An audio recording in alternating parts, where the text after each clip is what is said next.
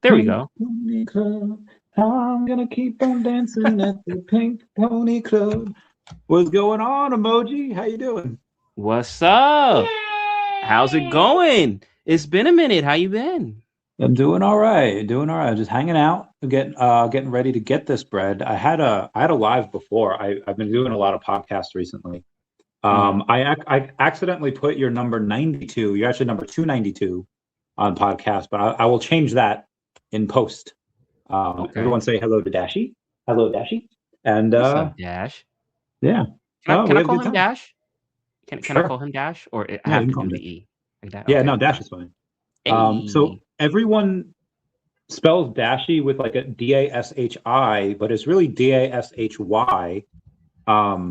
But yeah, you could totally call him Dash. He's the daring Dashy do. I don't know. Um, I yeah, feel like Dash. at this point, like Dashy Dash is a staple, bro. Like he's just as much a part of this community as I'd say anyone. He's Yeah, a VeVe OG. he's got a comic coming out next year. Really? Yeah, he's got a it's really cool. He's I'm using his. It's going to be in like I don't know, like 10,000 BC or something. And Dashi's power or Dashi's gift. So Dashi was like, I guess supposed to be like maybe 30,000 BC or something. Um, Mm-hmm. it was around the time where wolves are being domesticated, and they had been domesticated for like a bit, enough to get to Dashi's. Is Dashy Uh, part wolf, or is he a wolf? Dashi's more like kind of like Doberman, I guess. Um, Okay.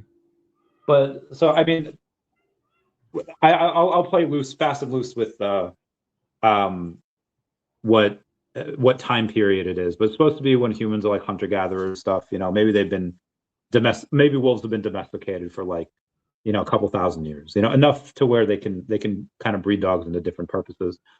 And Dashi sees his tribe get like they're in a fight, and Dashi's like protecting like the children, and yeah, I know, Bill, I know it's supposed to be 292. He's supposed to be protecting like the women and children, and he sees like his master, his best friend, get slaughtered, and Dashi's just like doesn't know what to do. So um what's it who's I forget Cthulhu's dad.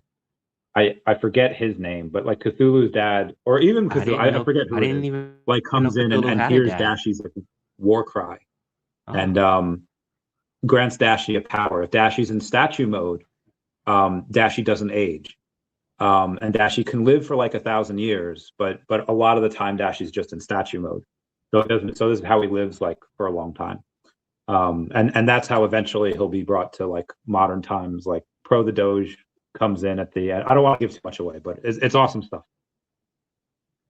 Where like how do you come up with the story? Like, are you coming up with all the stories? Do they just come to Yeah, you at night, or do you? Okay, yeah. that's It's awesome. so most of the stories are actually like paid for. Like so the uh ladies on Solana, the Solana Wolfpack, Heinecoin, DigiJoints. DigiJoints was weird because they had like everyone else is based off like animals or people or like how they work, like their nature and their abilities and biologically what goes on inside them. But DigiJoints is legit joints smoking blunts and blunts smoking joints. And it's like how did evolution take a weird path where that happened? So I had to write that in. And then Uh, Nike the Pig was very similar, where okay, there's 5,555 NFTs, and the creators wanted them all to be in the story somehow. I was like, guys, that's like impossible. So I had to get really creative in that create story. around it. And that was really fun. That's one of my favorites. I'm very, very proud of myself for that. And That's Space, that's yeah, that's interesting. That's a really. I just wanted to say real quick, because I'm taking all of this in. That's really good storytelling technique. thank you. Because I mean, it's one thing to write a story, right? And that's creative as is, but to kind of like have parameters that you have to, go around or, abide by, and then, craft your story around that. That's an exercise. Yeah, that one was hard because it's they in their like because they had lore already. They have like Hmm. a they have like an enemy.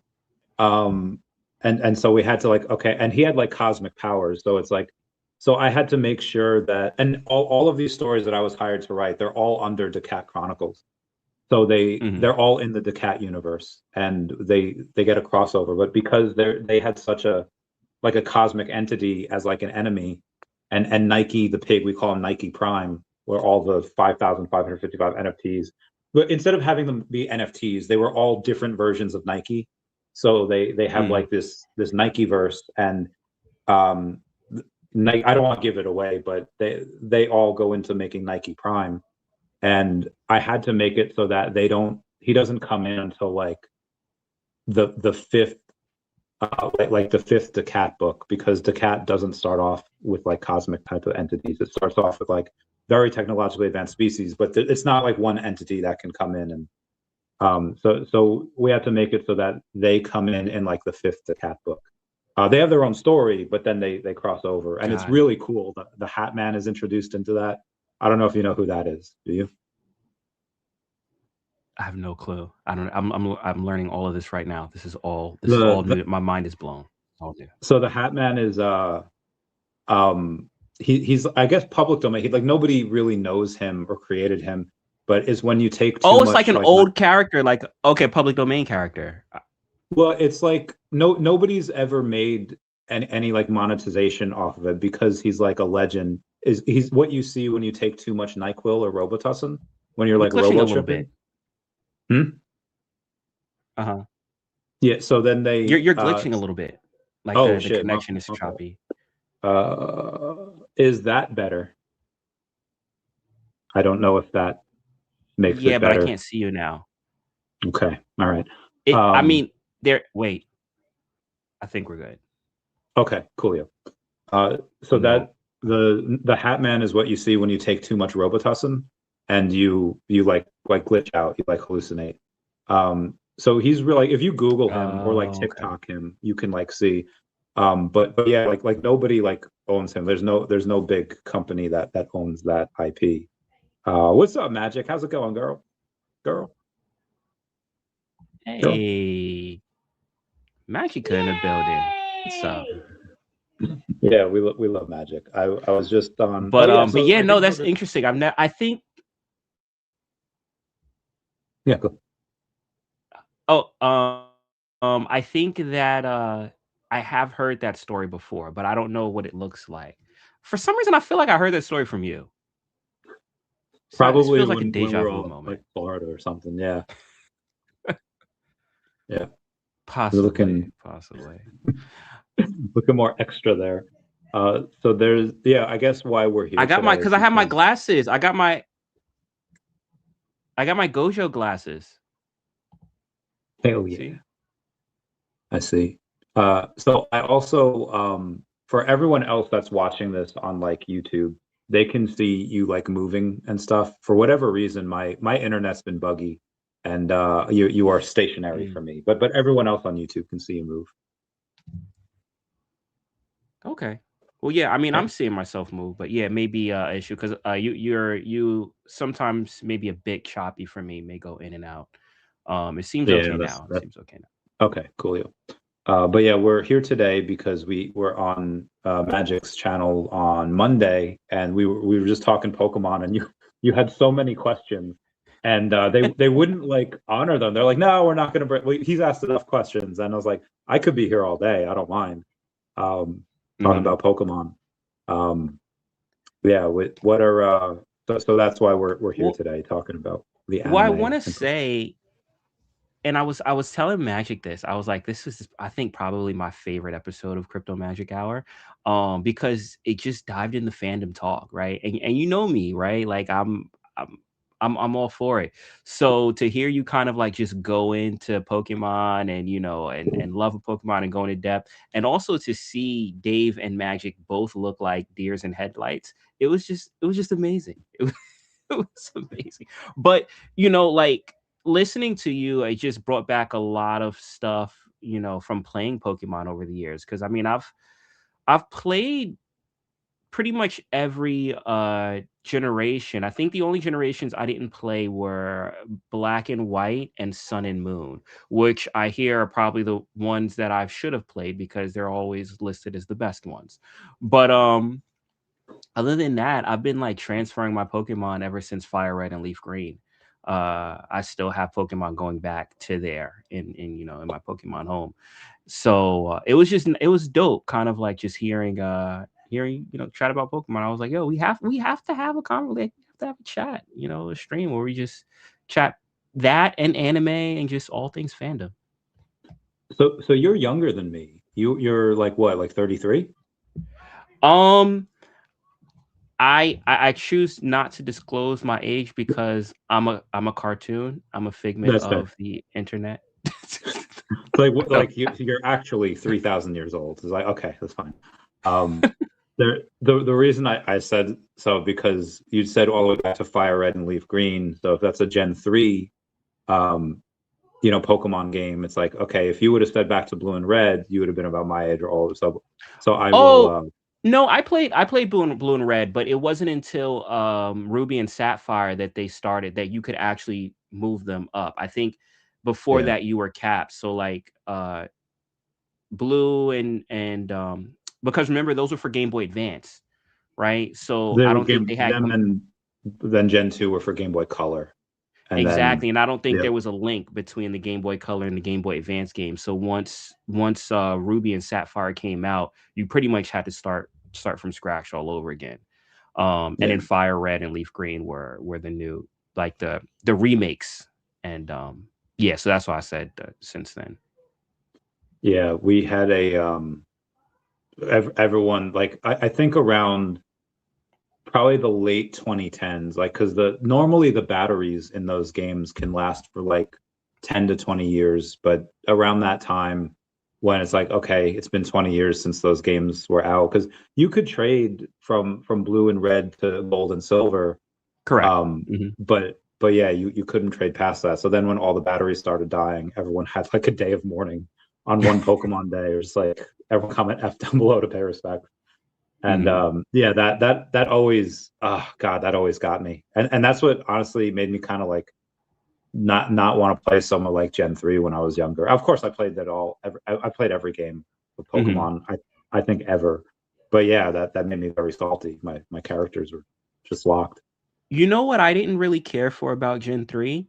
Um, I got hyped over, and I say to this day, to me, my favorite league is or region is the Johto region. And the reason why is because they did the thing with the game where you went through the level, the gym leaders, and then they're kind of like Elite Four, and then you went back and did it again, but you went back to the Kanto region and you had to fight those gym leaders, and then you fought Red. And for me, I was so hyped. So when I went to Gen 3, I was expecting the same thing. I was like, oh, I'm gonna go to Hoenn, and then I'm gonna go to Johto, and then I'm gonna go to Kanto, and then it ended, and I was like, oh, this is it. So yeah, that kind of was a Yeah, bummer. yeah, it was rough. Gen 3 had a couple issues. I mean, every generation is special and awesome, but yeah, that had a couple issues. There was one that I didn't know about until like a decade later, where you get this like special island that you can go to, where it shows up. It's like a 1 in 60,000 chance of this island showing up. You have to you have to surf on a specific set of tiles, going a certain way, and there's only, like, again, like a 1 in 60,000 chance of it happening. In order to see if it's there, you talk to this guy in, I forget what city. It's on the city where you kind of walk on the logs that are on water. It's not really like a city. Um, and then you go in, and he'll tell you if the island's there. And on the island, you'd expect to be like this mythical Pokemon, but Mhm. it's just like, why not? Like why not's the only thing that's there? It's like such a big Oh, tease. really? Oh, Yeah, man. it's so stupid. I remember hunting for Latios and Latias, and that was like a headache and a half because they were like everywhere flying over the water. So with the legendary dogs, right? into Yeah, that was hard. Suicune, and yeah, but the thing is they were in grass, right? So Yes. you kind of, if you knew, where they were, because once you saw them, they would pop up on the map. You knew, all right, they're in this blade of grass, so you only had to search that area. With Latios and they could be anywhere because it was the entire, water. Yeah. So you're just, floating around, and that was, yeah. And then if you didn't catch it the first time, I mean, yeah, yeah, that was a Yeah. a It fiasco. taught you how to what do you call it? It taught you how to have, like, okay, you need a Pokemon with a certain speed. It needs to know like mean look or sleep powder or something where it can't Mhm. escape, and To keep them gotta be, around, yeah, yeah. yeah, gotta be It's a packed with those Ultra Balls. I don't know, um, what's the best Pokeball to try to catch Latios and Latios with? Would it be like a Master speed Ball. ball? Master Yeah, Ball Master is Ball. what I use. I'm like, I'm not trying this. But you know what? Outside of that, I don't know because I think one of them I lucked out on. I think I just used balls and lucked out on it, and then the other one I just used a Master Ball because I'm like, nah, I'm not. I'm not. Yeah. Um, but Boots said Sinnoh is the best. You know what's funny about Sinnoh? That was when I actually learned how to play Pokemon. 'Cause And you were just going on like just button mashing, or like, okay, earthquaking everyone in Gen 3, and then um yeah, but also I didn't know anything about EV and IV training. Because remember, like mm, that was hidden. Like yeah. there was no way to figure that out unless you knew. And it wasn't until Sinnoh that I understood that there was this whole like underlying game underneath. And that was when I actually learned how to, I was like, oh, and that was when I started going into Cerebi and all of that stuff and like, training Pokemon to try and get certain moves and stuff. But yeah, yeah. I is it called Cerebi? Isn't it I always sir? call I this, always pronounce this Cerebi. I may have well, been pronouncing so, it wrong. well, because the reason why I asked is because on the, like, the icon like for it is Celebi. So I figured it would be called Cerebi instead of, Mm. I mean, but maybe I'm hecked up here. I don't know. No, Maybe you might be right. That does make sense. I just always called it Cerebi, but I could have been yeah, so pronouncing it wrong. yeah, I mean, yeah, because if the icon of the website is Celebi, then I think it would be pronounced Cerebi, but I don't know. Maybe it's different. Um, Yeah. okay, Booth says he's gonna What, call it. Cerebi? There's there's a bunch of Pokemon that people mispronounce. There was this one speedrunner. I thought he was trolling. I forget the dude's name, but he called it Tangeli. Like, instead of like I could Angela? understand, be like, oh, like if you call it Tangela, I could Uh-huh. understand that because it's like Angela with a T in front instead of But where'd the Tangela. Y come from? I don't know. I don't know, but this one guy on, he was like reacting to it, and he's just like, did he just pronounce it Tangeli? And then like in the comments in the rest of the reaction video, I was like, oh my god, that wasn't a mistake. He actually, like, or that wasn't a troll. He actually thinks it's called Tangeli, and uh, maybe Wow. it was the ultimate troll because nobody knew, but everyone was just like, bro, what the heck? That's funny. Yeah, That's funny.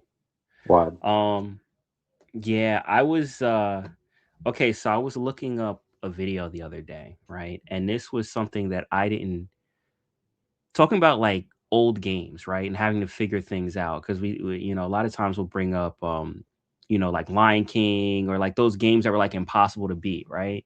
Yeah. And going back to those Gen 1 games, Red and Blue, I never knew how to get Mew outside of going to an event, right? Oh, Like when I okay. was little, that's what everyone said, like, oh, you have to go to an event to get it. But it wasn't until recently that I found out, wait, no, you could have gotten Mew actually in game. You Yeah. just had to glitch the game to do it. Yeah. I don't know how we figured this out. Yeah, and that's what I was thinking too. I was like, as a kid, like, how do you figure this out? It had to be in, maybe books or guidebooks or something like that.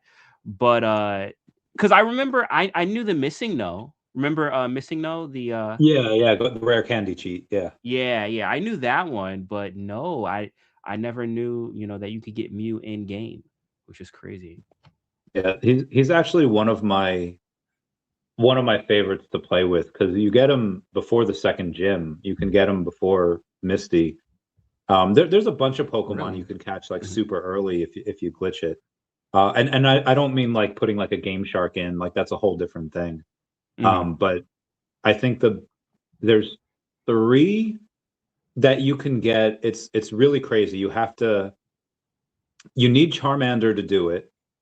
Um, because you need Growl and you need to be poisoned. And Bulbasaur can't be poisoned. And what's his name? Squirtle doesn't have Growl. He has Tail Whip. Hmm. So you need Charmander to do it.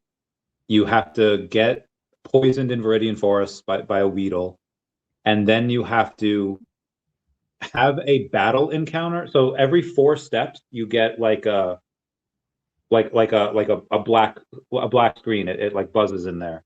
And That you have lets to you know do you're being something like poisoned. right when the encounter happens to avoid it, Yeah, so or you need to go into the last trainer on Viridian Forest. Who there's a potion there too. If you press A before stepping in front of him, there's a hidden potion. But hmm once you step on there, you have to have a random encounter on hmm that tile, and he has to obviously see you. So this you have to save. This could take a couple tries, and it has to be on the 4th step where the black screen lets you know you're being poisoned. You have to faint during that interaction. Then when you white out or black out, you're in Viridian Forest. Then you go and you fight your rival for the second time over towards Victory Road. And when you do, when he brings out his uh, Squirtle, you have to growl it 6 times, and then when you growl it 6 times, you defeat him, and then you go back to that trainer, I believe, or you go back to Viridian Forest, and then you can get a Gengar at level 1, and you can't damage him. Any damaging move like kills it, but you can get the Gengar at level 1. You switch train him out of a battle. It doesn't matter what experience points you get. Once you switch train him out of that battle and you win that battle, the game thinks that he gets like 2 million experience points or something, and he goes to level 100 like right Oh away. wow. So you get a level 100 Gengar. You could do that Does it listen to with you though? I mean, because yes you don't have the badge, because it will. yes because it's not like you don't get him from a trade. It's not an other trainer. Like the other trainer's name is you, so he does listen to you. There are other games where you get like even in those games, traded Pokemon, they only listen to you if you have a certain amount of badges. Hmm. But for that one, he does because there's no other trainer name. Like if you That's trade, crazy. yeah, like if you trade Cubone for a in yellow, I think you trade a Cubone for a Machoke turns into Machamp, and then suddenly you get a Machamp, and it's dope. But if you level him too much, then obviously he doesn't listen.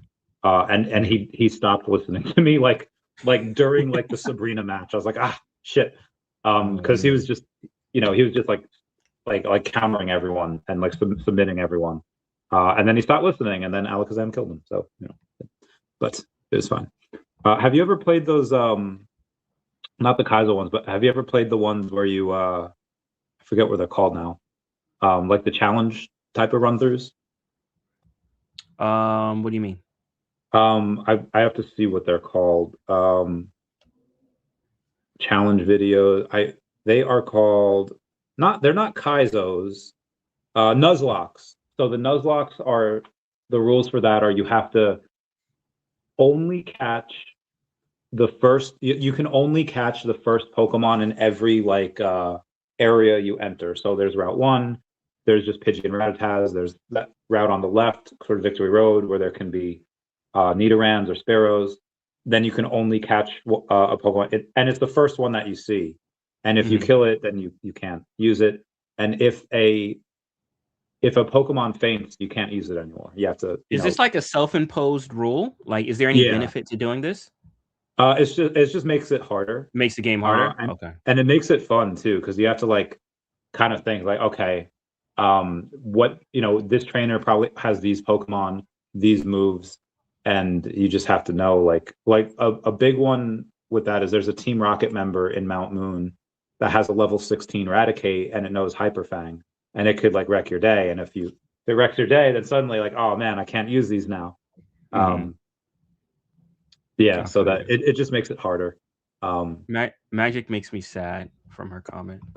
Oh God, I Makes me didn't see sad. some of these. Fun Yeah. fact, I never caught. Oh my God, Magic It's very sad. It's very she sad. doesn't know. She I doesn't know, used man. I used to play when I, wanted to be a bit more competitive with it. I used to play, do you know Pokemon Showdown? Yes, great game. Okay. So I used to do that to kind of like map out how I wanted to build, right? Just strategy. And going back to, what I was saying as far as with Sinnoh. So Sinnoh was when I actually learned how to play Pokemon and also how in depth it was, right? Yeah. The breeding process, EV, IV training, but then also too, when I started doing more like kind of like competitive stuff, like one of the main ways that people play competitively is doubles, right? Mhm. So, now you're using your Pokemon to enhance each other. And you had said something on the channel, on Magic channel, you were talking about Charizard, and you were like, Charizard isn't that good. But Charizard is actually one of the Pokemon that I use. But I have his hidden ability, solar, I think solar power or solar it basically enhances his special attack. Okay. Yeah. So And he's then like all fire attack is special. yeah, but no, like, outside of fire. So, Charizard can learn Solar Beam, right? Yeah. And then when you pair him with Torkoal, who has, Drought, that opens up the sun from the beginning. So, like, I'll have a Yeah. combination between him spewing and now it's powered up because of, the special attack boost. Yeah. But, but yeah, no, like, stuff like that kind of made me even look at the game as a lot more complex because it is. It is actually it's a very complex game. Um if you're playing it, on a competitive level or even thinking about playing it on a competitive level. And yeah, no, that's kind of like what it Yeah. made me think of. There's so I know it's technically like a children's game, but be advised, like what you were saying, Mhm. it's very high level as far as because there's I'd say more over a complex than thousand. chess. Yeah, there's Yeah. over 1,000 Pokemon, and there's like thousands of moves, and and again the abilities make it like so. For example, people that don't know, Charizard is a dual type. He's a fire type Pokemon, obviously, but also Mhm. he's a flying type Pokemon. Flying, yeah. So he's not just 2x weak to rock moves. He's 4x because the fire and the flying. So you would Thus think that, having oh yeah, I'm just gonna send out my Golem and just wreck this guy's shit. But if you have a like you were solar saying, like the beam. Torkoal brings in stuff, yeah, Solar Beam just Uh-huh. wrecks them. Mhm. So yeah, it's pretty high level like that. And then you get with stuff like Trick Room, and then you get stuff with like you have like a bunch of ones that could do U-turn, and they yeah you could get, and speed goes into it as well. It's just it's very high level. Like there's probably you probably burn an insane amount of calories going and doing Pokemon battles because you're thinking 1, 2, 3 steps ahead. What are they going to do? What are their Pokemon's abilities? You have to know all of that, and you have to think what most likely they're going to do. But then also, because again, like special attack, you would think that. But then let's say there's a move that is okay, but then he sends out someone with like an insane amount of special defense, maybe like a psychic type Pokemon. But then you wouldn't think that Charizard could know like power up punch or something. Mhm. And it, I don't know. Like there's just so many different things that uh, all these Pokemon can do. And Yeah. there's some moves that Pokemon shouldn't know. Like Pikachu shouldn't be able to know Surf, but I think in X and Y or one of the You like can you get can one with get a serve, yeah. yeah the event Pikachu. I never played Gale of Darkness. Have you played that? No, I don't even know what that is. It was on the GameCube, and it was that. So there's two of them. There's Gale of Darkness, and then there's another one. They're both Pokemon games, and I think in Gale of Darkness you could actually get like a Lugia and a Ho-Oh, but you like steal Pokemon from other Oh, really? trainers, but they're like evil trainers, or like Team Rocket runs, and they're shadow Pokemon. So you have to Mhm. catch them. You take them from Team Rocket, and then you have to like purify them. You can like purify them by massaging them or buying purifying potion things from like the store. And then once Mhm. you purify them, you can send them to your Gen 3 games or Gen 4 games. And Oh, so that's that was cool. really cool. Like you could take the Pokemon from there and you can kind of And move it migrate over them there. to, yeah. I So tend that's I pretty tend to dope. like that. When they opened it up for Pokemon Go for you to move your Pokemon Go into the mainline games, I did really like that. Because you just feel more, and that's the thing, right? Because of the fact that, all right, you're creating these strategies, but also even before you get to that point, there's a lot of training and breeding and a whole bunch of other stuff that goes beforehand, even just to get the type of Pokemon that you want. So you kind of feel connected, like, and that's why I was saying I've been carrying over my Pokemon since like Fire Red, because they feel like my animals. Yeah. Um, yeah. Yeah, I love that. It's Mhm, and I love how this says in the Pokedex, be like, this Charizard traveled across space and time from this region. I was like, oh, that's so mhm. cool. Yeah, that's dope. Um, Indeed.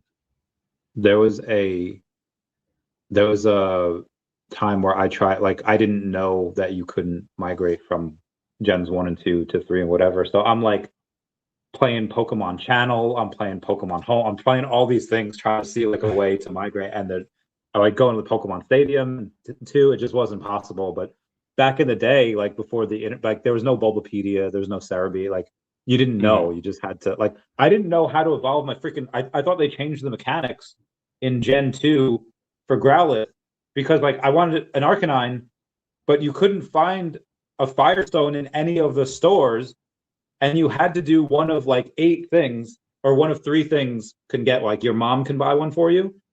There's a schoolboy Alan, I think, that he will call you and like give you a Firestone, but only mhm. if you have one person in your contacts list. I don't know how we're supposed to figure that out. And then the other one is in, if you go to in Bill's house in Kanto.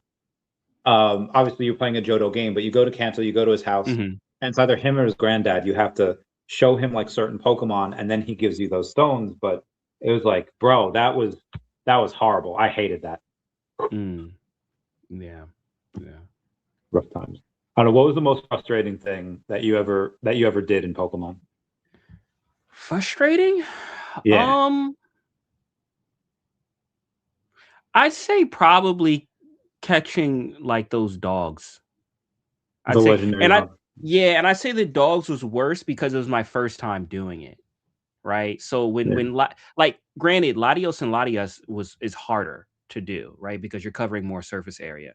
But the dogs was my first time, and I run, and it's so funny because when I was playing it, I didn't know they existed, right? So I'm just walking around, walking in the thing, and then Entei was the first one that popped up. And I'm like, what is this? like like why is this so strong? Like, oh, I need to catch this, right? So I'm hyped. I'm like, all right, I'm about to catch this super rare Pokemon, and then it ran away. And I'm like, wait, no, how, so then I discovered I have to actually track these down. And every time you run into them, they're gonna run away and all of this stuff. And I'm just like, that got frustrating. I feel like the Reggie Pokemon was frustrating too, but I think I had a game plan going into that, so it yeah. wasn't too bad. But I for some reason I feel like I was bothered with the whole Reggie thing. But yeah, the dogs stand out the most. So yeah, I guess what would the Reg yeah, the Reggies were hard because you had to like learn Braille to try to know what those dots were saying. Yeah. And yeah, that was like, I'm not gonna lie, I didn't do that when I was younger, because I didn't know Braille. I didn't know how to learn Braille. So then eventually a friend of mine lent me his like game guide book, which had like the translations in there. I was like, oh, Mhm, okay. mhm. But yeah, that, like, I don't know how the fudge you were supposed to do that. You're Yeah. like 9 years old. That took me Um, forever too until I think the same thing happened. I just found it out from someone. But yeah. I think the Gen 4 games, the most, so I never did this, but if you want to get a munchlax in those games, so you can put honey or sap, honey onto a tree, and then and then you, I think like an hour later or something, you come back and it's, a possible munchlax like might be there, like get on the Mhm. sap, but it's not that okay. There's like what, like 20 trees in, or 18 trees, something like that in Sinnoh, Mhm. and the odds of a Pokemon showing up at all is like like 90% or whatever. Um, but you're not guaranteed a Munchlax. In fact, you only have a 1% chance of a Munchlax. If a Pokemon shows up at all, it's a 1% chance of getting a Munchlax. And Munchlax Mhm. only shows up on like one or four trees out of the 18, but you don't know which one it is because it's different each time. Like it Mhm. like it's not like you say, oh yeah, it's this tree. It's different every time you start a game, and you don't know which one it is until you actually go and do it. It's the craziest freaking thing like ever. Um, You so if you want a Munchlax, just breed a Snorlax. you know Yeah, what? I'm thinking, oh, yo, Pokemon had us doing crazy stuff. Like now that I'm yeah. like going through it. So I remember, okay, talking about crazy stuff. Okay. I remember spending hours, hours trying to get a perfect IV Ditto. And which I do have, by the way. There we go. Yay for that. But I did it in Pokemon Let's Go. So Let's Go Pikachu. So in that game, they had this multiplier thing where if you were to catch the same Pokemon over and over again, it would it would be better stats or something like that, but it was still like super random. And I was doing that in this area where there was nothing but Dittos. And I was just doing that to try because I wanted to get, uh a perfect IV Ditto, but then I also think I wanted a certain nature too. I think yeah. So, so I mean, I was doing this like no exaggeration, maybe like 6, 7 hours. My God. Like straight, just catching Dittos. Um But, yeah, that was crazy. Breeding was crazy because, like, then, okay, now I have my perfect Ditto, but now I wanna, I'm trying to get these Pokemon and I want them to have a certain nature and I want them to, have certain points. So I'm breeding parents and then now have the parents to go and so yeah, that's more a strenuous thing. It's more of a strenuous thing, but having a perfect Ditto does help. It cuts like Yeah, the work in half, but it's still, yeah. yeah. That's there's some things that I remember doing that because it was just rumors at the time. So on in the Mhm. first games in Kanto, right when you go from Pallet to Viridian City, you're kind of blocked in by these big block things, and you can tell there's grass on the other side of that. Mhm. How do you get there? What's in there? You can't get there like through any other way. My friend Justin tells me he's like, you have to beat the Pokemon League 10 times in a row, and you get a TM called Bash, and you could bash through there, and then you get the Pokemon is there. I was like, oh, that's really cool. So I beat the Pokemon League 10 times in a row, and I think that like okay, uh, this isn't like in gold and silver where you can just hold B down and it goes like super like you have to sit there through the very slow credits. And I Mhm. did not get my bash TM. I learned that there was no such thing. So I He trolled I was you? very huh? He trolled you? He trolled me at Oh, like snap. the tender age of 8 years old. He trolled me, and I just yeah, yeah. I Oh, man. we I still love him, but yeah, that was a that was a very big waste of time. That's crazy. That's crazy. Speaking of the Elite Four, you know what I used to do? To kind of like test whether a Pokemon should be in my team or not. I used to go in with a Pokemon, and the goal was to beat the entire Elite Four with that one Pokemon. And if I was able to do it with them, then I knew that they were deserved to be on my team. Okay. The issue was more so running out of moves. That was the biggest, because I mean Yeah. it was level 100, so I was like one shotting, the Pokemon. Yeah. The biggest issue was like having enough moves to kind of last all of them. Yeah, the PP is hard to because like I remember I would do that with all my Pokemon eventually. I think Togetic was the hardest because I had Solar Beam, I had Fly, I had I think Wing Attack and like something else. I didn't have that great moves for it. Mm-hmm. But yeah, a lot of the other ones was pretty easy to do so.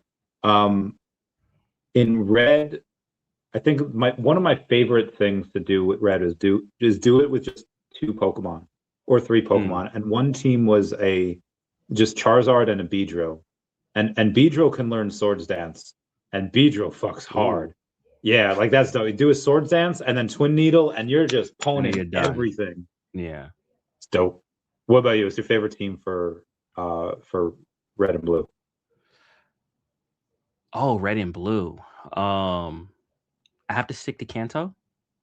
It could be whatever. I was gonna go through all of them, but like you could do like my favorite team for it could be Johto, it could be Sinnoh, could be Hoenn. Because I tend to blend them, right? Like yeah. Now I have more so like competitive stuff, so it's not really a team. It's more so kind of like what strategy I'm using, and I'll blend that. But I do have like core Pokemon that I really like. That's just it's not really the best for competitive use, but they're just super strong. But it's a mix of like a lot of things. But I mean, if we're gonna go region by region, then I'll name some Pokemon in that region that I may use. So if we're starting with Kanto, well, first and foremost, I would say my favorite starter Pokemon, which is it's not a starter that you actually get in any of the games, but it technically is a starter, is Eevee. Hell yeah. Eevee is my favorite starter Pokemon. And that's because it evolves into my favorite Pokemon, which is Jolteon. So okay. Yeah, I like Jolteon. Jolteon is one of the fastest. I think the only Pokemon that's not a legendary Pokemon that's faster than Jolteon is Alakazam. But outside of that, Jolteon is the fastest Pokemon. So I like its speed. It has the ability Volt Absorb. So if you are doing a doubles match, you can use what move that? There's like an electrical move that electrocutes the whole area. I forgot what it is, but when Jolteon gets hit with it, that just gives it health. Oh, heck yeah. Yeah. So and then also too, Jolteon can learn Shadow Ball, which is like the most random thing, but it comes in clutch against psychic Pokemon. Yeah. Yeah, those ghost moves are dope. Wait, so is Shadow Ball special? Shadow Ball special attack, yeah. Okay, yeah. Jolteon has a solid special attack. It could also learn Weather Ball, which I have that on my Jolteon as well. So if you have a team with stuff like that, now you have whatever thing that you want, and it is solid when it comes to like its electrical attacks and stuff. I mean, it's not like a Pikachu with Light Ball, but also the issue that I have with Pikachu is Pikachu's squishy. Pikachu is very easy to kill. Although it's, if you have a Light Ball Pikachu, it can do serious damage. But yeah, Jolteon, it just feels more rounded for me because it does have a higher defense and special defense. I should say special defense. Yeah, he's dope. I love him. I love most of the evolutions. Umbreon's hard because there wasn't. I mean, now there's a bit more dark moves, but it just doesn't have that high of an attack. Like it's tanky, like it's got high special and defense, but the attacks back in the day weren't that great. I think now, if you had to battle with an Umbreon, what would be the move set that you have for it? I never was a fan of Umbreon, actually. Well, I actually have to say, yeah, and I'm not a fan of like dark type Pokemon either. Maybe Darkrai, because Darkrai has like some cool moves, but other than He's that, I don't think there's any dark type Pokemon that I like. oh, Houndoom, I love. Maybe what is it? Absalon or the cat with Oh, the Absol? sickle on his head? Yeah, Absol. Absol's cool. That one is pretty solid, but overall, it's not one of the ones that I go to. Same with Fairy. That's another type that I just don't typically go to. I honestly don't even really know what moves Umbreon has outside, I guess, your traditional dark moves. Yeah. Um, so the Houndoom I really like, and it pissed me off in Gen 2 because you can't get him until Kanto, but he's a Johto Is it Pokemon. Johto? Oh my God, that pissed me off so much when I was a kid.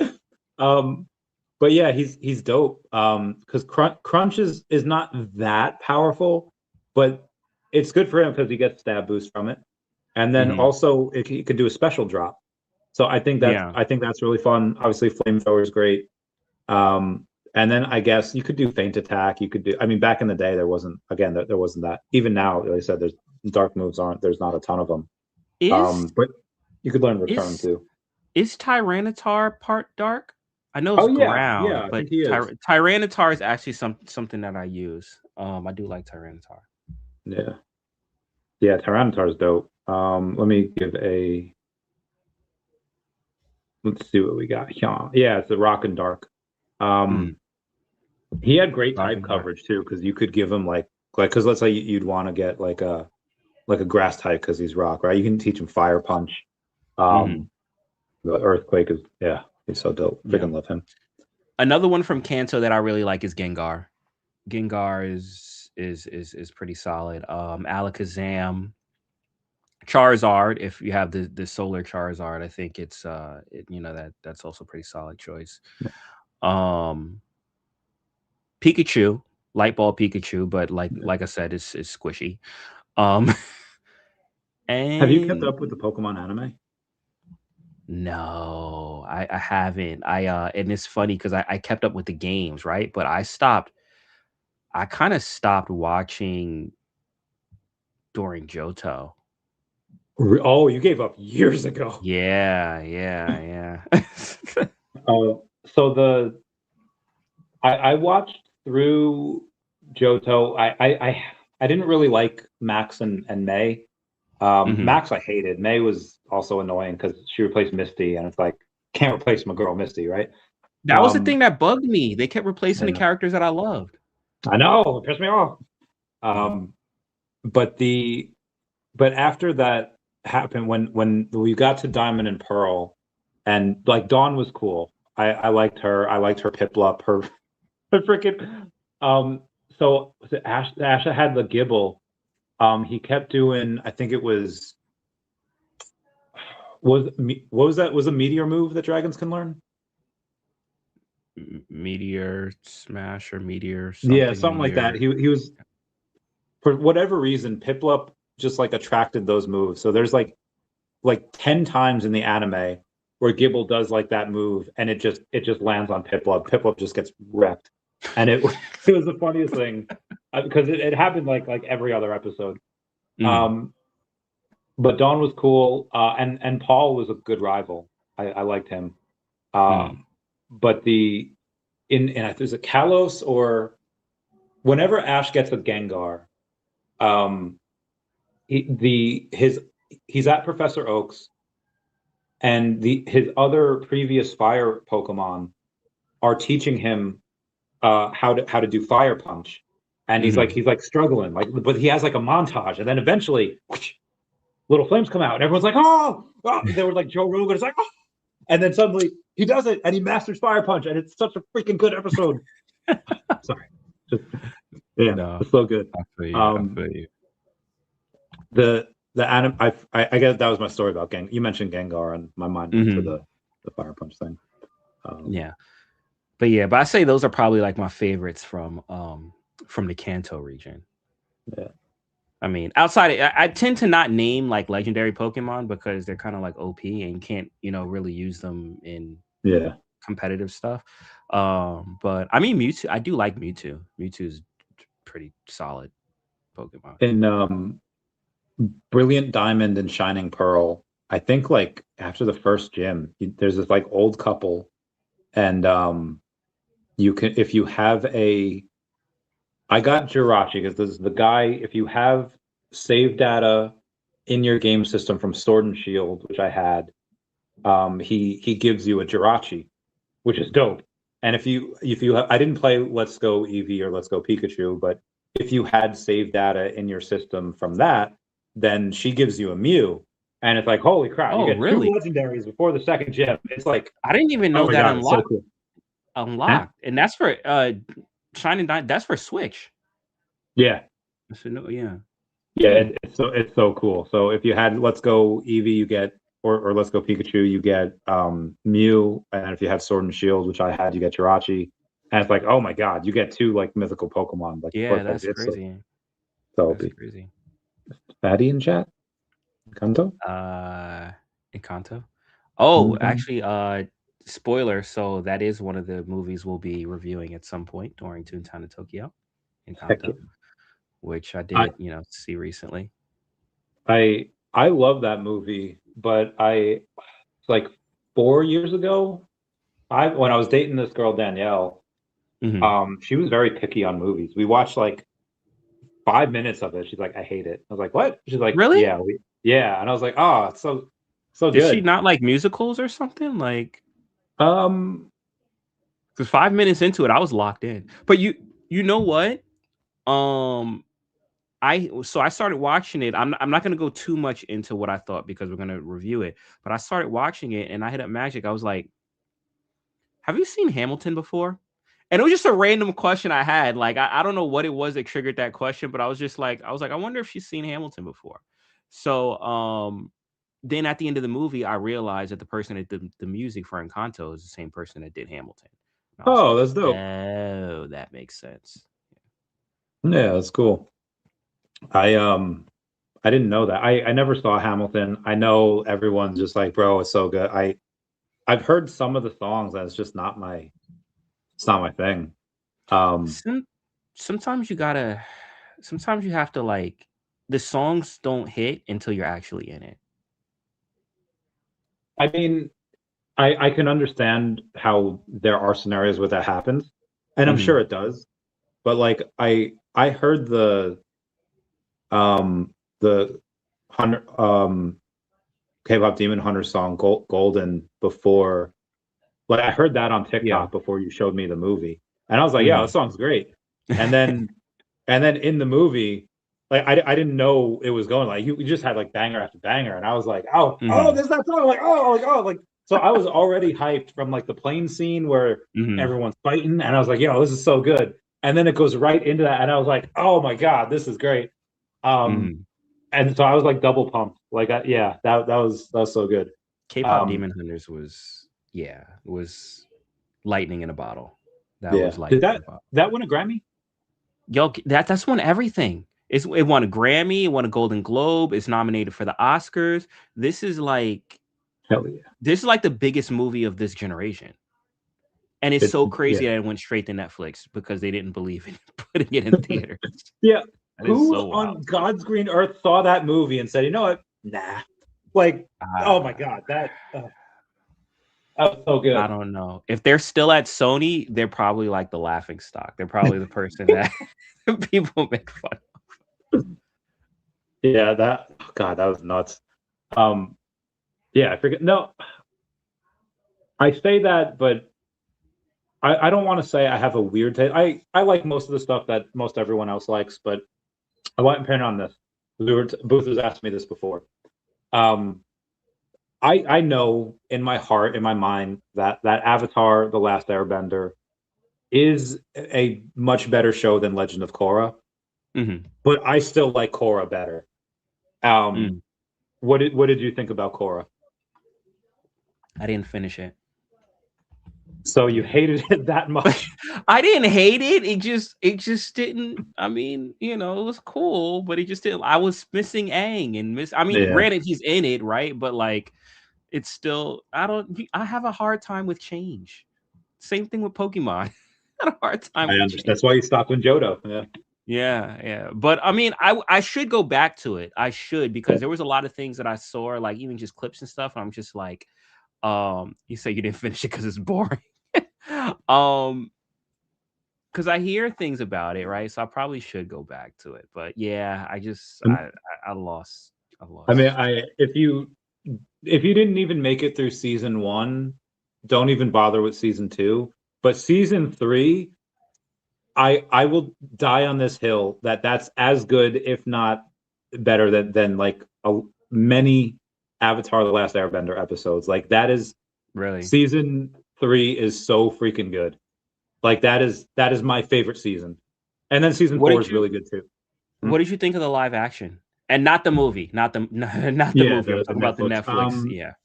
So there was a part in the first episode where I was like, I don't know if I like this. And then it just got great. Like I thoroughly enjoyed it, and I should probably watch it again before I watch the second season, because Mm, I don't really remember too much about it, but I remember liking it, and I was like, okay, let's.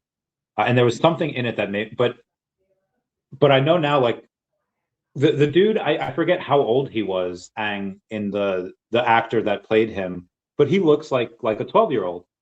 And yeah. in the second season, like now, he looks like a man. He like grew like 6 inches, and it's like, oh, bro, like I don't know This is how they're like gonna. Stranger Things. This is like Stranger Yeah, Things. yeah, I don't know how they're gonna do that. Yeah. Um, You but know yeah, what's funny? I had the same reaction you did, right? Like when I first, and I'm always like this, especially, because I'm jaded when it comes to live action anime adaptations. So I didn't know how to feel, especially with the movie being so trash. So when this came out, I was like, okay, it's better than the movie, but that's not saying much. But do I like it? And it took a few episodes for me to say, you know what? I'm okay with this. I'm okay with this. I I'm not gonna say like season one like blew my mind and it was the best thing that I've seen as far as live action adaptations. No, but it was good enough for me to want it to continue yeah, and look forward for the continuation. So I'll give it that. One Piece, uh, I thought was better. One Piece I thought was pretty good. It's still not my favorite live action adaptation. But I'd say it's my second, which I mean doesn't say much because there's not that many. My favorite is Rurouni Kenshin. I don't know if you've ever seen that, but that is my favorite anime live action I have adaptation. not. It's really good, like really, really like it's so good that I would tell people just to watch the live action adaptations. Okay. You I, can watch the anime. The anime is a classic anime. It's just an amazing anime. But if you're not into anime, just watch the live action adaptations. You're good. okay. Death Note live. I didn't even know they did a Death Note live action. No. No. Well, okay, let me clarify that. If he's talking about the Netflix one, no. That is like Dragon Ball Evolution levels of bad. Oh, okay. But if he's How do talking you about mess the that up? Japanese one, that one was fine. That one Okay. was it was okay. It's still not my favorite. It's not better than anything else that I named, but it's okay for it being a live action anime adaptation. Okay. Because yeah, he said Yeah, Netflix one is Netflix trash. one is trash. It's basura, straight trash. Yeah. And I it's crazy because they had William Defoe on it. They how had do you mess William that up? Like what it's the exactly. same code story. They had William Defoe playing Ryuk, which that I was actually hyped about. I was like, I could see this. And then yeah, nah, they butchered it. It was horrible. Yeah. So it has been we had a comparison here recently that Spider-Man since 1963 has sold 387 million comics. Batman since 1939 sold 484 million. Superman since 38 has sold 600 million. And my boy Luffy has sold since 1997 578 million comics or mangas. And it also came out Yeah. that Demon Slayer manga Yeah. outsells entire American comic book industry. Um, why why are animes and mangas so popular as opposed to some of these great American stories? Western. Well, one thing I just to add to that, recently the Demon Slayer movie outsold all the comic book movies that came out 2025, Yes. right? Yeah, so I mean you had Superman and you had Fantastic Four, DC and Marvel come out with movies that were actually solid, right? Like I know Marvel has been in a weird place lately, but I thought Fantastic Four was a solid movie. It was a movie that a lot of people were waiting for, right, for a while because this is the first one break away from 20th Century Fox into the MCU. So there was a lot of hype over that. The Superman reboot with James Gunn, there was a lot of hype over that, and it was actually a good movie, right? Like it got pretty good reviews. But here comes Demon Slayer and blows both of them out of the water. And why is that? A couple reasons. A couple reasons. I think at its core, and let's dial back to manga versus comic books. I think the culture, not I think I know the culture out in the East is different when it comes to these books, and one key factor of that is that they're not just for they're not like niche hobbies or just for kids to read, right? Like when manga is released, you have pretty much everyone reading it, like you would in you think back in the days like with the papers and people like reading comics in the papers and stuff like that. You'll have people on the train commuting to work, so it's a part of everyday life, reading manga, and that right there it opens up more levels of exposure, right? Here comic books, it's more of like a if you're into it type of thing, right? And then you have people that are into comic books that don't read them, right? Like it's for Yeah. collecting purposes. So I think that right there is more people being exposed to the storylines and invested in the storylines is probably the foundational layer as far as why the popularity is a little different, or the attachment I should say is a little different. Um Also too, right, like you have more dedicated fans to the story, but then you have this boom that's happening over here out west. Anime is becoming way more popular. You're seeing it in the box office, you're seeing it even on streaming platforms and things like that. Netflix has just announced a deal, or I guess is working on a deal if it's not finalized yet, with Mappa, who's one of the biggest anime studios. And so they'll be having exclusive anime running through them. And I know they don't promote it, Disney and Hulu, they don't really promote anime, but they have a large anime selection on their platform. And then of course Crunchyroll. So you have that, and I think that's why, like, Western stuff, it's kind of been in a lull lately. Even if you look at the box office, DC Superman did well, but besides that, like, how has DC movies been lately? And Marvel also, since Endgame, things have been kind of like on a sliding slope. Um, but yeah, like you have Demon Slayer, you have a lot of things that are uh creating even just popular memes and things like that. JJK just had an episode like I think it was like the first episode when that launched. I saw the memes all up and down my timeline. So yeah, I think it's a few things, but I think at its core it has to do with people being more invested in the stories, especially even out east. There's I think people, I mean, you can connect with multiple reasons. Like Superman is like who we wish we were. Not just Hmm. for the powers, but just he's just born good. Like he's just got like such a good heart. I think Earth 1 is one of my favorite stories from him. Just Hmm. that first comic where he just falls in love with a cat, and Hmm. he's got a prostitute next door neighbor that he's cool with, but then just the story of how his cat like looking at the moon, and when the cat died, he buried the cat up on the moon. I was like, oh, I like every time I look at the moon, I'll think of you. I was like, oh my god, my feels. Um, Batman is like kind of like the badass we wish we were. Spider-Man is like, okay, he's nerdy, he's poor, but he's smart, and it's like, like that relation. But uh, it's still more like global threats, whereas anime, I feel like, and that could be global threats obviously as well, like Dragon Ball Z, Naruto, Fairy Tail, One, all this, Mhm. but I feel like it also deals like you have My Hero Academia. It deals with school. It deals with high school. It Yeah. deals with um, who do you think is one of the most relatable anime characters in the world? Um, before you jump to that real quick, I do want to answer Yeah, that because that's a really good question, and I'm actually gonna have to think about that. But going to storylines in because you spoke about your favorite storyline with being Superman Earth 1. I will say, in what I was saying, there are a lot of really good storylines when it comes to Marvel and DC. A lot of really, really good storylines. I actually, and I was late on this, but I just read Quarter of Owls. Read through it because I just picked up the book and I was just like, I've been hearing about this story for like years now, and I never like read through it. So let me just read through Court of Owls. And I was telling Max about it too. I was like, bro, you have to read this book. You have like this is amazing.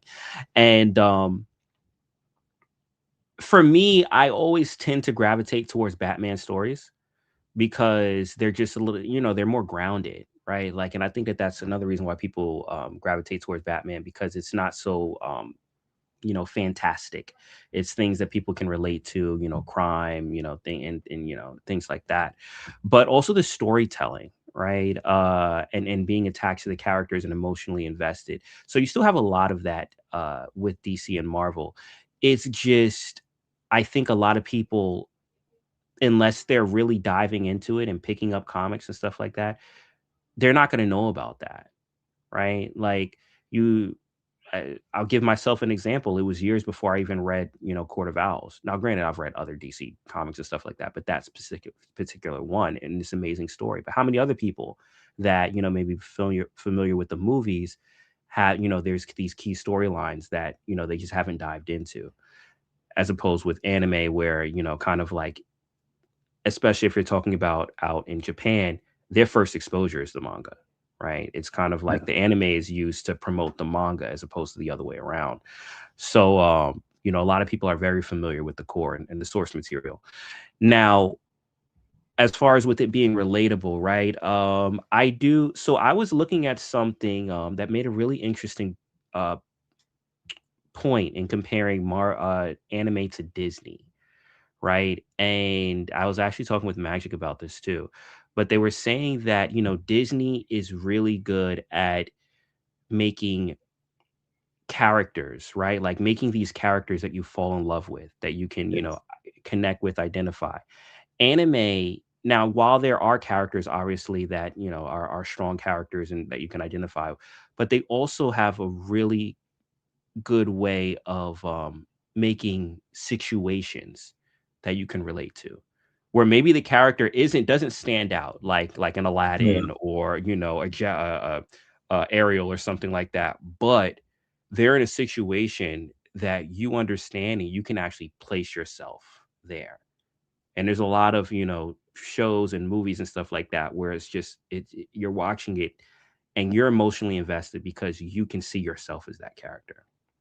yeah. So going to your question, right, as far as, well, what character do I feel is most relatable, right? Is that the one or I most um Or you could change it to what scenario in any mhm. manga or anime that you identify with the most. I'd say probably and it's funny because it's a show that we're gonna be reviewing soon called Your Lie in April, but it's one of the shows that I tell people that you probably could learn a lot about me from watching this show. But Okay. the main character Kosei from that show, and he's a classical pianist. And oh, the Nintendo Power magazine. Oh yeah, Nintendo Power was definitely it came in collection. I think Pokemon had a magazine, like specifically had a magazine too. But yeah, I think Kosei from Your Lie in April. because of the situations that he found himself in, his love for music, but it kind of like being a thing that uh he he had to struggle with. He had to struggle with finding that love for it again. And as a musician, I kind of relate to that.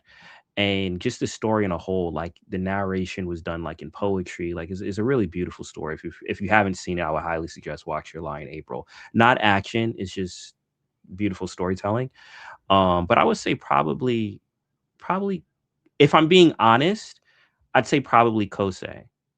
Now, if you get me on a day where I'm, like I don't know, just just hyped up and stuff like that, like sure, like you can get, you know, inspiration from people like Vegeta, and I tend to go with characters like that, like Bakugo and those like side main characters, Lelouch. But being honest, I'd say this character Kosei probably affected me the most. Why? Why? Mhm. Um, because I could relate to what he was feeling. Yeah. Yeah, he so I'll give a little bit of backstory on it. It's not too much of a spoiler, but basically, he was this classical pianist. He was forced into classical music by his mom to be great, and he was a child prodigy of the time. But his mom was very sick, and it was borderline. Actually, it wasn't borderline. It was abusive to the degree as far as what she would force him to be good at playing piano. And it makes you kind of think of cases like Mozart. I don't know if you're familiar with him, but he was abused heavily as a kid. But he ended up being the prodigy that he was. Um, but it was the same thing with him, and he was kind of like he would always play for her approval because he was like, well, when I do well, then she's happy, and maybe if I do well enough, I can actually heal her, and I can make her better and save her, Mhm. right? Obviously, we know how life works. That's not how life works. She had a terminal illness. She ends up dying, and he ends up being Mhm. crushed. And that affected his love for the piano, and it affected his even his ability to play. And he had to relearn that by meeting this other person that's a violinist, and becoming friends with her and befriending her. And there's this whole process of kind of like having a love for music, but having this thing that kind of taints it, and trying to get past that and grow. And it was something I could relate to. I can understand. My Magic says she's traumatized. Yeah. It's really an emotional show. Like, I'm like not gonna no lie, I lie, probably won't watch this. Like this does not sound it's fun. it's very emotional. It's a very Yeah. emotional show. I But don't for think I m- can do it. but for me, Sobbing right now. I like things that make me feel something, right? Even if it makes me feel like, if it breaks me, like as an art. If I see something, I'm like, I walked in here feeling nothing, and now I've watched this and I feel all of this. You succeeded. As an artist, the picture that you created, you succeeded. And kind of like looking at that, I'm like, that I admire that. Um so yeah, it's one of my favorite anime, but it's also probably one of the most saddest things you'll ever watch. Oh Outside of man. Grave of Fireflies. Grave Fireflies takes the cake for the most saddest thing in all existence. Okay. Another thing to not watch. So yeah, I don't mind stuff where it's yeah, like that's part of it. Hmm. But I like to have like balance. Like there's a couple episodes in Kyle XY I was like, oh, it's sad. But then like, a lot like there's so much to that story and there's so much awesomeness in it. Like I'll take like the one or two scenes where it's like, okay, super sad in order to Hmm. like, but this sounds like this sounds This like it's will this will yeah. this I'll tell you this. OBL had to do the same thing that I did. I couldn't watch it straight through. I had to take breaks. And I Oh. mean, the show's only like 22 episodes. It's not long, and it's like half-hour episodes, right? 22-minute episodes. But when OBL watched it, she was like, "Yeah, I had to watch it for a few days, take a few breaks, take a break for a few days, and then come back." And I was like, "Yo, I did the same thing." Magic somehow stormed through it. She she was relentless. She just went through the whole thing, and I'm like, kudos to you on that. You ever But yeah, read The Giver? The Giver. No, I haven't. I know what you're talking about, but I haven't read it. Um, I think I had it in so school. I won't Like, I won't give it away or spoil it or anything, but mhm, um the giver can use memories. Like he gets a bunch of memories past, like really good memories, but also really mhm, bad ones. And he can use those memories to feel like anything. And one day he's like caught in like this like snowstorm, and he um is like trying to survive. So he uses the memory of like someone getting sunburned or someone like the sun. And but he only has so much of it. So I feel like the way magic got through it is that in the same way that the giver was able to get through the snowstorm with the memory of the heat and the sun, magic was able to use her memories of Disney to counteract the super sad that she was feeling, and she mhm. could like balance that out. Like her mind was maintaining homeostasis through happy memories of Disney, and I think that's possibly why that she stormed through it. Or she just has a better constitution than all of us, and she just she's just OP. I don't know. Possibly, possibly, possibly. Um, do you want me to tell you a little surprise? Yeah. A little surprise that I brought to your channel? Mhm. Yeah. So hold on, I got to give a countdown. 5, 4, 3, 2, 1.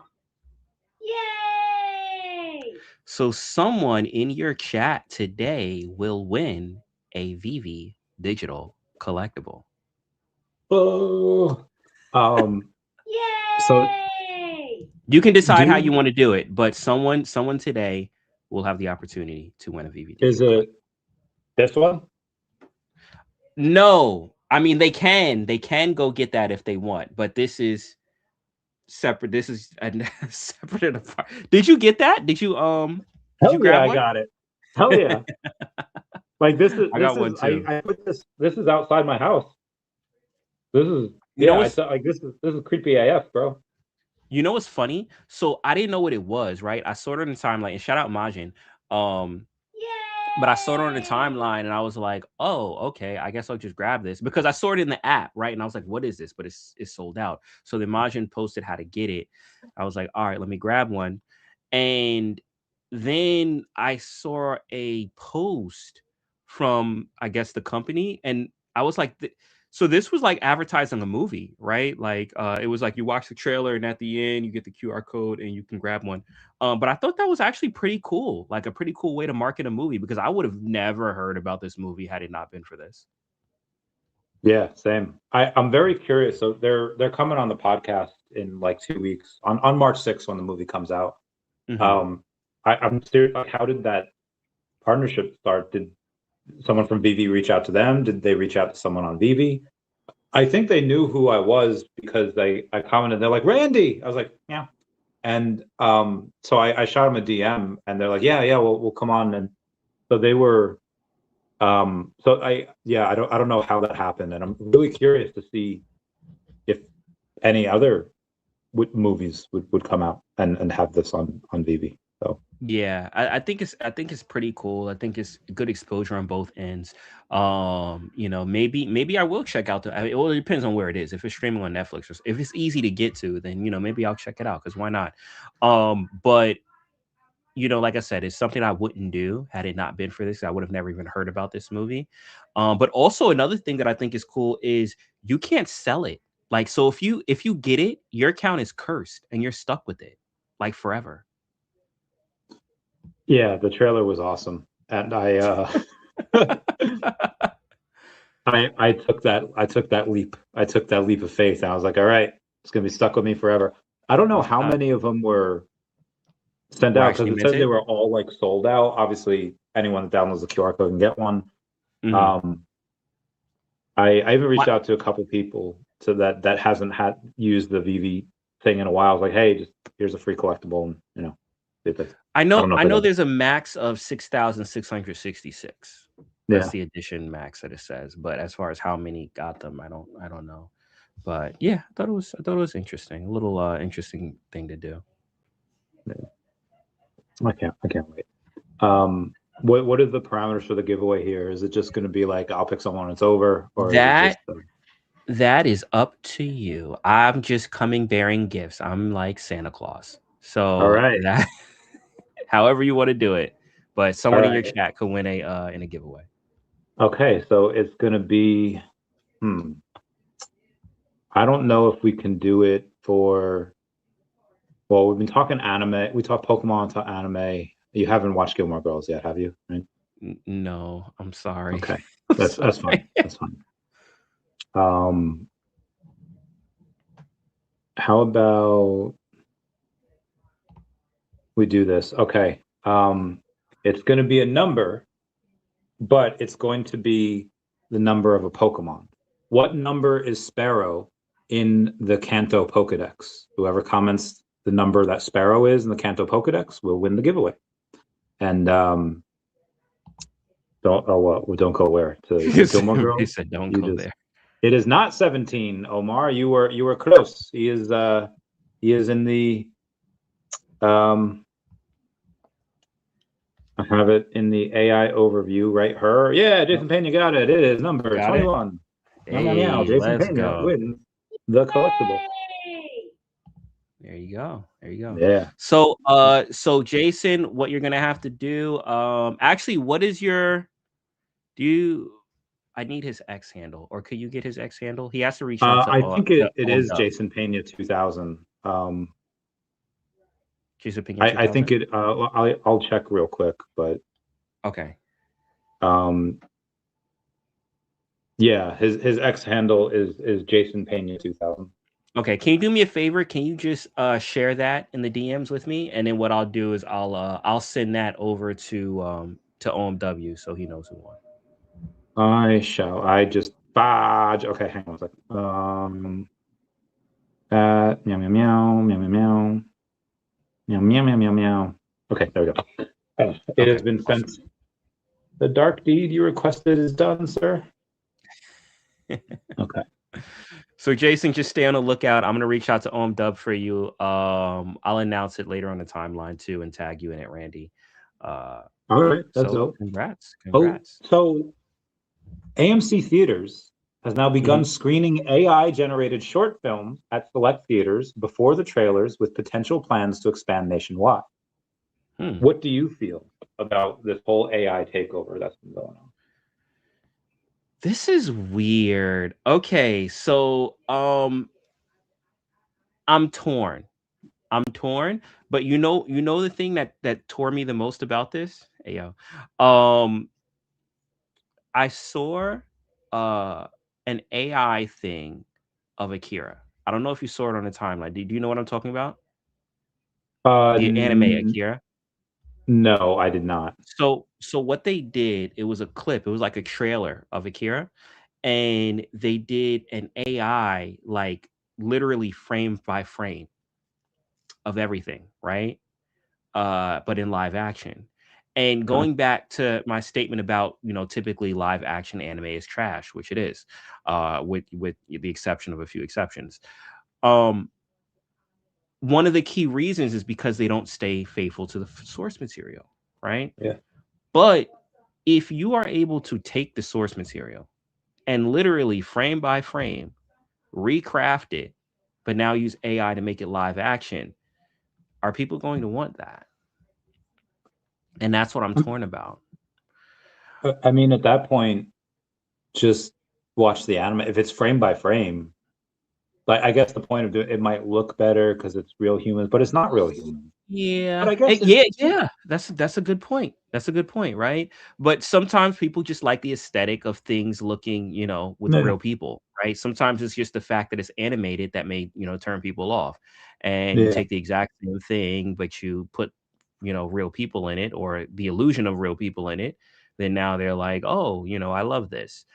I mean, I would pay to see like Dragon Ball stuff, like in like a legit AI, like a really good live action, even if it's with AI. It's even just like the special awesome moments. Like, it doesn't have to be a whole series, even if it's just like the end of like the Saiyan saga or the Frieza saga or the Cell or Boo Android, you know, like all of them. Like, give me fucking Gohan doing a one-handed Kamehameha. Oh yeah, give me that all day. So I'm with you on that. I actually would like to see what that looks like, right? Out of curiosity. Would it be my go-to way of watching it? Probably not, unless it's substantial. Like, there has to be, there has to be a reason behind it. But eh, looking back on it, going back to AI and how I feel about it, it's a weird thing to me because I feel that there are certain things that it can enhance, right? But I'm also in fear of it taking the soul out of things, right? And it's an issue even with music, right? Like, for years you had people kind of like saying, when it comes to maybe mainstream music and things like that, oh, the soul is taking out of music, but that's still someone creating it, right? uh but I feel what's happened over time is people have gotten used to a certain sound or certain, repetitiveness, that now you can have AI duplicated and it's the same thing that someone could have created because we've conditioned ourselves to for this repetition. And I fear that movies or shows and things like that might fall into that category where you you get used to just a certain formula and AI replicates that, and that just makes a pattern of the same thing over and over again, without any type of uniqueness. So that's my fear. But I do think that it could open up ways for creative minds to do things that they would not have been able to, um, had they, because they don't have the resources. So it's kind of like I've always been like on this this line when it comes to it, because I'd want I'd want to see things that I've never seen before, but I don't want to see the same thing over and over again because AI, makes it easy to do that. Have you seen House, House. the medical show with Hugh Laurie? No, I remember it, but I didn't watch it. So there's uh Wasn't like the House. main character like a jerk? Yeah, it's great. He's super Mhm. smart. Obviously put all this stuff into doctoring. Um, but in one episode, Red Foreman is like this kid's dad. He's like a savant, and he is like this wicked pianist. And Mhm. House said like he's just, I don't know if you ever seen Amadeus, Yes. where I think Salieri or whoever comes in is like playing this part of the piece, and Mhm. then like Amadeus comes and he just starts like playing completing the piece and just Mhm. going crazy with it, and it's like that's perfect, like that's perfect. So House does this thing with this kid, and he plays the piano. He's like, I've been working on this for like 20 years, and I've never found a good ending. I've never finished it. And he plays Mhm. it, and then the kid who's like nonverbal autistic, he takes his hand, moves it away, and finishes it. And House is like, "Fuck, that is perfect." Like, um, so there's iRobot. Have you seen it? Mhm. Yeah. So it's all about like the humanity. And Will Smith goes to the robot. He's like, can you take a canvas that has nothing on it and create a beautiful masterpiece? Can you write a symphony? And the robot says, can you? And it's like, oh, turn it around. So I think that in the same way, like most people's photos online nowadays are edited in some way. It's like, okay, that's not real. That's you with like a filter. That's you with makeup. That's you like at a certain angle. Like, it's not Mhm. really how you look on a day-to-day basis. Like this. Yeah. So I think that if you take a look at what House did, like, okay, he didn't have a computer help. He had somebody else help him finish, his little sonata. And in iRobot, it kind of takes that a step further, saying like, okay, well, instead of humans having another near perfect human in that aspect help, they do what humans do nowadays, and they have what do you call it? They'll have computers and robots help. There's a scene in the show Billions where Taylor is talking to Axe about Axe was asking her, like, why didn't you see the tsunami coming? And she's like, should I have? And he's like, well, when that earthquake happened, what did you think was going to happen? And Taylor's like, I didn't even think. It's like and Axe was under investigation. He couldn't say anything. And Taylor's they them and Taylor says like, I know how it is to have something inside you that you can't communicate. I can't imagine how frustrating it must be to know how to communicate something and still being told you're not able to.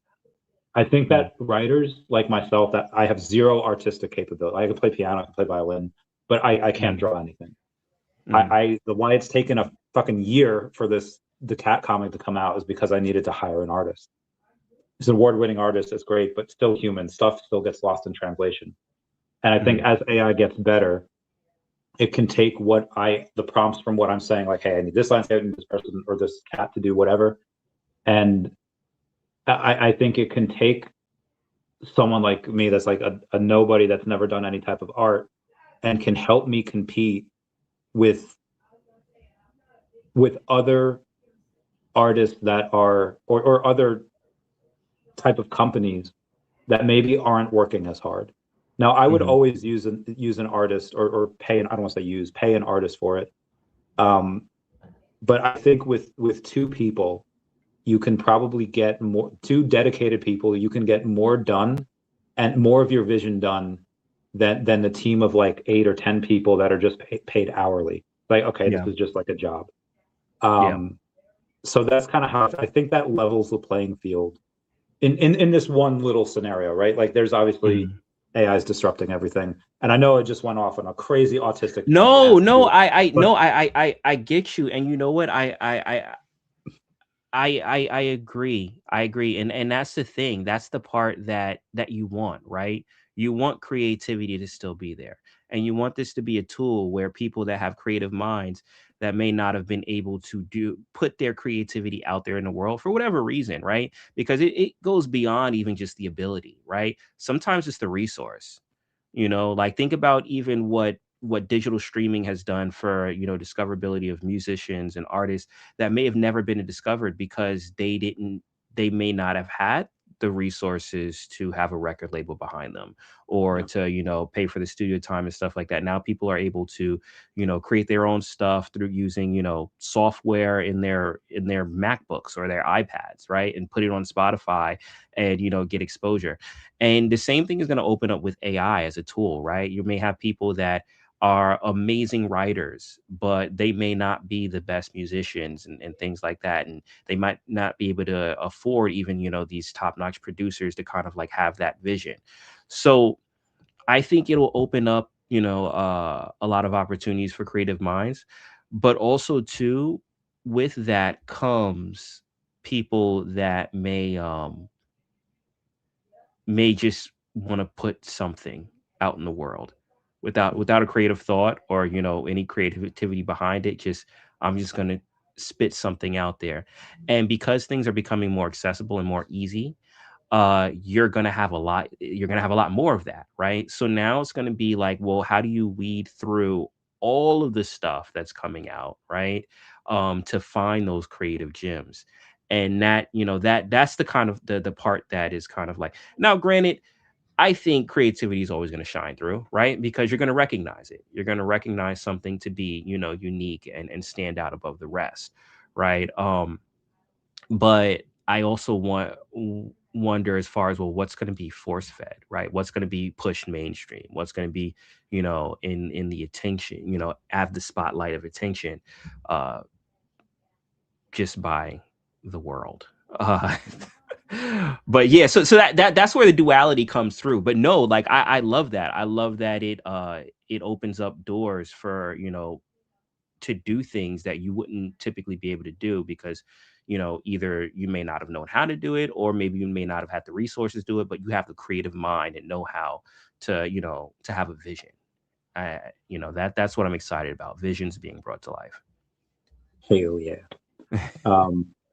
In the how would you use that? Like what's next for Emojii? You have the stream that you do with Magic. You obviously go live on Spaces all the time. Mhm. What's next for Emojii? What's the next big thing you're gonna do with everyone? I do have. Oh, actually, wait. Magic said, "Can I make a recommendation?" I would love to hear your recommendation, Sure. Magic. Place it in the chat. But as far as upcoming things, I am working on something that, you know what, I'll announce it now. Why not? Why not? I'll announce it Okay. here on the Randy Chavez channel. Take a Um, crazy chance. so I you know, because I'll dabble and dip into different communities and stuff like that. So I've been seeing this one person that's been doing spaces, and he's been doing things with music where people may have music battles and stuff like that and play their music and things like that in spaces, which I thought was cool. And I'm in the process of setting something up where the Web3 artist Dope Stilo, I'm not sure if you're familiar with him, but he was doing like some stuff with spatial and non-fungible wonderful will be going at it, and you know, Oh, in a music battle. Pineapple Gang. Yeah, so they're going to be doing that. There's also going to be support from VeVe. So VeVe's going to be giving out 3 giveaways. So definitely you want to tune into that. And also we may get some OMI support too. So there may be also be an OMI giveaway as well. So you know, yeah, so just kind of like getting, you know, VeVe notice, and even outside, you know, Web3 platforms, other, you know, other communities and things like that. And I think what better artist to showcase, you know, some VeVe music than the non-fungible wonderful himself. So you'll start seeing that promoted on a timeline soon. The date is March 1st, so just a couple weeks from now. But that's something that'll be fun. I'm kind of like his Paul Heyman. So I'm his advocate. But yeah, so that's good. Hold on, what did Maggie say? I think you two should have a show together. You're a great back and forth. Oh, thank you. I wouldn't be Yay! opposed. I like we, talking to you, Randy. we could. Oh, thanks, man. I like talking to you too. We could do. We were supposed to do something, but you had the part for your computer you needed to get, and you got it. So we guess we could do I did. something. I did. Yeah. Um, I am. So I. What is so you do a show with Magic? Is that like every other So Sunday or? I have 2 shows with Magic. I have the Oh, Oasis. That's on Mondays, and that's actually with Magic, Max, and Janie. That's okay. on Spaces, and that's pretty much like a community spot for people to come in. Because I feel a large part of, you know, the reason why many of us have had the friendships that we've had over years is because of the time spent and getting to know each other. We think all the way back to OBL Spaces with Chatty Tuesday, and we kind of wanted to keep that, you know, energy going where, you know, it's just a fun time. So Max will run games, right? They'll cover events, which is amazing because we have our lovely events coordinator there. So they'll talk about the fun times at events and bringing that same energy to online, because most, you know, a lot of people can't go to the events, but there's a lot of, camaraderie that happens at it. And, so that's one show, The Oasis, which is on Mondays at 9 p.m. Eastern Standard Time. And the other show that I do with Magic is Toontown to Tokyo. And that's our review show that happens on stream on her channel. It's also live streamed on X as well, but and Twitch actually. And but that is a back and forth between comparing Eastern animation to Western animation, so anime to Disney, and we'll go back and forth and review different things. So the next one coming up is actually DuckTales, the DuckTales movie. Um, what was it, Legends of the Hidden Lamp or something like that. I forgot the title of it. And then also we'll have coming up Your Line April, which I talked about, and Encanto and Ponyo. So we have some stuff coming up, but yeah, so those are two shows that I do with her. I have Anime After Hours, which is on Thursday with OMW and Nikki G, who is a anime cover artist. She sings a lot of stuff. She actually started her channel with Lily Pichu. I don't know if you know that streamer, but she I does know the name. I can't put a face to it right now, though. she does a show with Pokimane. Her and Pokimane do a show together. I But know that name too. I'm not a huge Twitch person, follower no, guy. no worries. But yeah, so Nikki is a singer, and she does English covers. So she'll take the Japanese anime openings and she'll translate them. She'll use a Romanji to translate them into English, and that's a whole other writing exercise that I can tell you about my experience with that.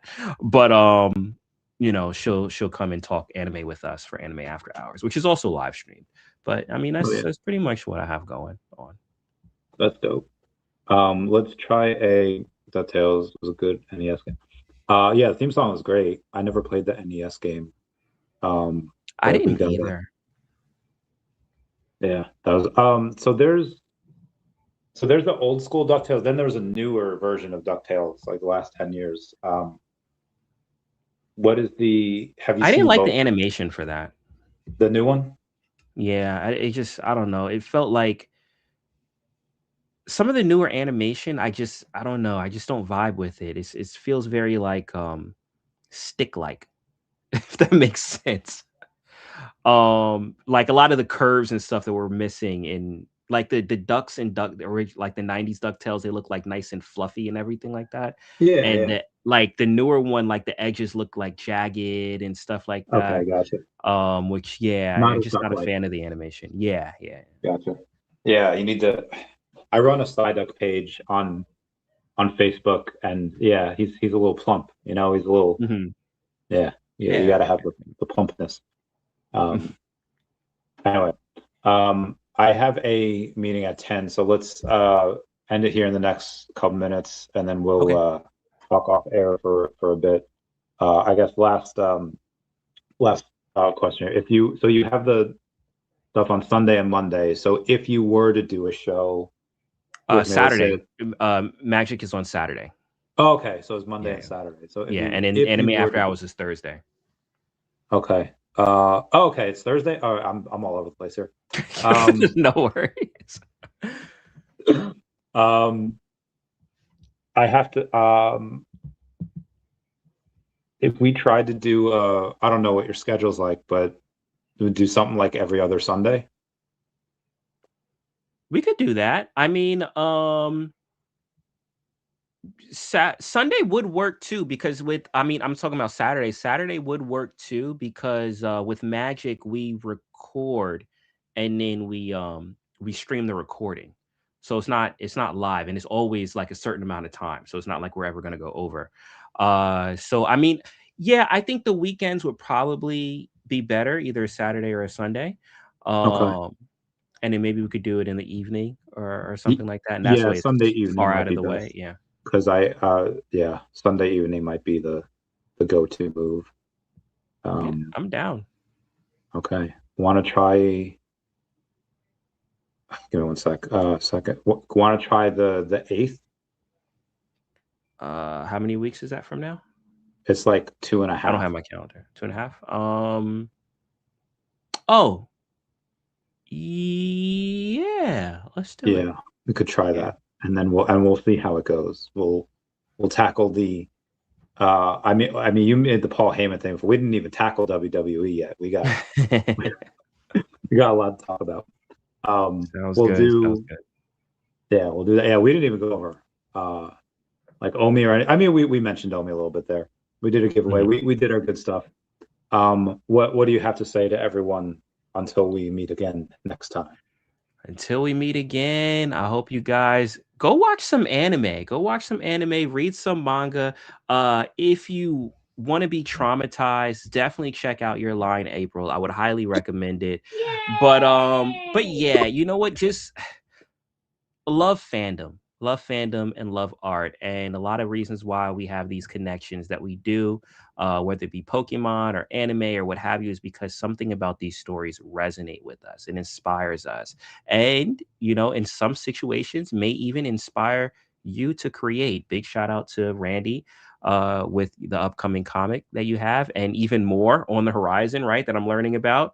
So you never know how certain things will hit you. So I would say, you know, dive into something that interests you, dive into something that you love, connect with it and share it. And Randy, I appreciate you for you know, for having a stream with me. It's always dope talking to you and to your chat. So for everyone in chat, in the meantime, take care, be easy, and Everyone say bye-bye to Dashi. peace. Bye-bye, Dashi. And